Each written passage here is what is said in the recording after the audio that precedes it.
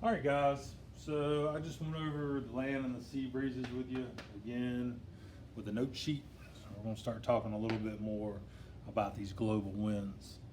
Now, like I told you the other day, global winds are made the exact same way that the local winds made. It's just on a way bigger spectrum. Okay, you're talking about the entire Earth, um, Earth's winds blowing, the wind bands blowing. Where you're just talking about a local wind could just be one small little area like Carolina Beach and Wrightsville Beach. So when you start talking about really large bands of winds, we're talking about global winds. Okay, so the one we're going to start with today is probably the one you're going to be least familiar with. Is going to be the polar easterlies. Okay, so before I move on, I'm going to draw a little north, south, east, and west, and we call this right here, boys and girls, the compass rose, because this can tell you which direction you're supposed to be going in. And I'm going to talk to you about wind direction real quickly. So polar easterlies, they are up from 60 to 90 degrees, and these are the polar easterlies. Okay, why do they call them easterlies? Well, that's a great question. The reason they call them an easterly is because they blow from the east. Okay, just like we talked about land and sea breezes. Land breezes are going to blow from land, sea breezes are going to blow from the sea. Polar easterlies blow from the east. Okay, so you're going to have this funky curve that looks like this for polar easterlies. Okay, now polar easterlies are obviously at the top of the world. And if they're at the top of the world, we've talked about the top of the world a lot. The top of the world has got a problem getting sunshine. And that's because it's all the way at the tippy top of the world and the sun doesn't hit it very hard, so it always stays cold for the most part. And there's sometimes when in the middle of their summer, it'll get really warm. You know, these are few and far between days, but for the most part, they're a very chilly place. Okay, so let's talk about this. Obviously, it's an extremely cold global wind. Okay, we do not have anything that we really necessarily have to deal with from the cold global wind of the polar easterlies. They're so far away, we don't have to deal with it. But if you lived up in that part of the world, it would definitely be a problem for you because the wind gets super duper cold.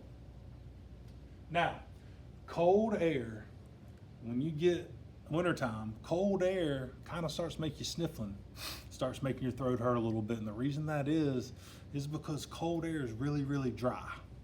And cold air kind of dries out your throat and your nasal cavity, and it makes it start hurting. So cold air is really dry. All right, and so when you're talking about a polar easterly, anywhere up in the poles, it's going to be a really dry place, which is kind of odd because it's covered in snow for the most part.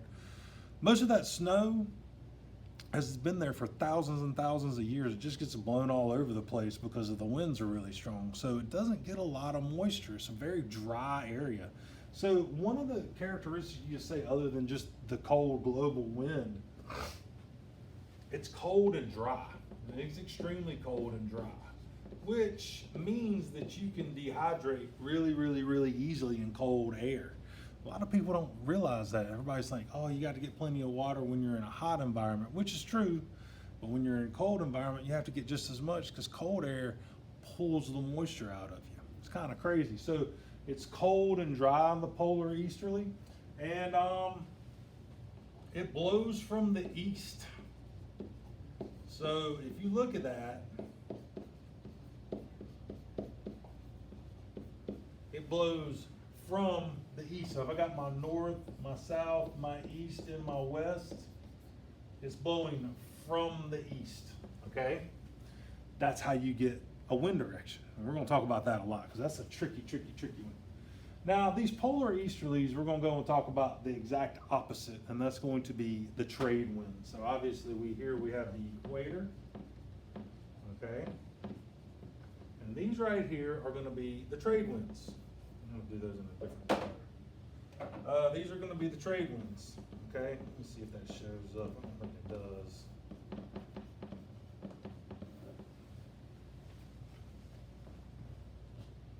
The trade winds are the exact opposite of the polar east winds, other than one thing. They blow the same exact direction. Since the way the world rotates and the way our hot and our cold air is distributed through the global aspect, these are going to blow the exact same way. So they are going to go from east towards the west, so they are also an easterly wind. It doesn't really denote that in the word trade wind, but it is an easterly wind because it's coming from the east, okay? Now, let's talk about the trade winds a minute. The trade winds are probably the most famous wind we have. They're a consistent wind, which basically means they're always blowing. And the reason they are is because of all that hot air rising. Something's always coming to try to dive in to take the spot of it. So there's a lot of wind. And I know that you guys don't really know this, but years and years ago, actually you should know this, I'm pretty sure you do. Years and years ago, we didn't have motorized boats.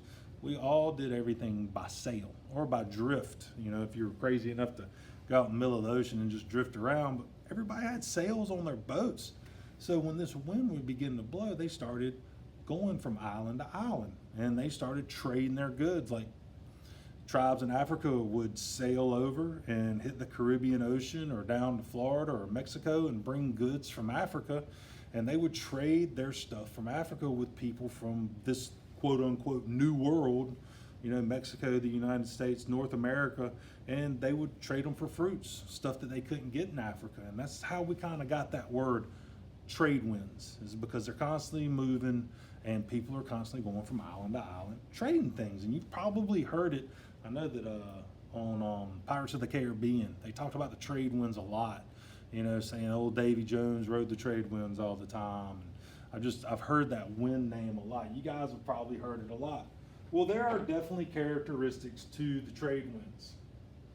It is a very, very hot place, so it is going to be hot and moist wind. So that basically means it's going to feel like around here in the summertime, around the trade wind area all the time. You know how we get really hot and windy, and then it's real sticky and humid in the summer. Almost feels like you can't get out of the heat. That's how it is at the equator all the time. As long as you're not up on top of the mountain, it's really hot and it's moist, it's humid, it's overbearing sometimes. Okay, so that's a quality of the trade winds. They're really hot and they're a very moist wind. Here's another really important one. Most consistent. So when I say most consistent, that means that they blow all the time. Pretty much all the time. There's always wind blowing on the equator or around the equator, because it is just a lot of hot air rising. There are spots down there where nothing happens. We're not going to talk about that spot though. This is the most famous wind of all, without a doubt. It's the most famous.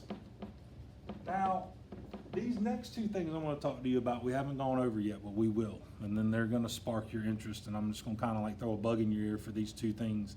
These are two things that are kind of tough to understand. Even adults have a hard time understanding this stuff.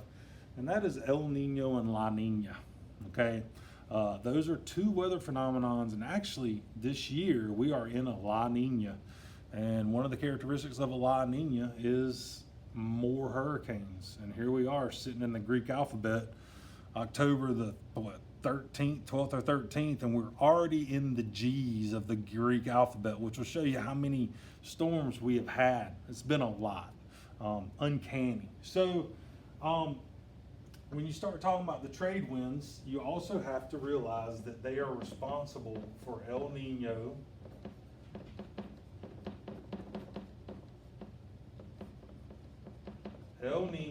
which means the boy, and La Nina, which is the girl. And they are weather phenomenons that have something to do with water and wind.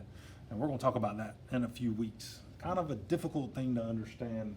In fact, I think most adults don't understand El Nino and La Nina, but you will be ones that will. So those are the two we're gonna go over today. Tomorrow, I'm gonna go over, I'm gonna say the middle ground for my favorite, the prevailing westerlies. We'll talk a lot about that. I'm gonna talk about where they blow and why they're really important to us. And we're gonna go from there. But I hope you have a great day. And if you need any help on this, drop me a line and I'll do the best I can, okay? Have a good day.